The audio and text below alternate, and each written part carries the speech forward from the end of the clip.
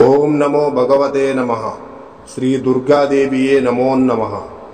రక్త తర్పణ చేతబడి మీ శత్రువులు గాని, మీరంటే గిట్టని వాళ్ళు గాని, మిమ్మల్ని వేధించే వాళ్ళని గాని వాళ్ళ ఫోటో పేర్లతో రక్త తర్పణం చేసి ఒక ఆత్మని మా ఆధీనంలో చేసుకొని మీ శత్రువుల వంటి మీదకు పంపించి మీ చేతికి మట్టి అంటకుండా, మీ పేరు బయటికి రాకుండా వాళ్ళ అంతటా వాళ్ళనే అంతం చేసుకునేలా చేస్తాము.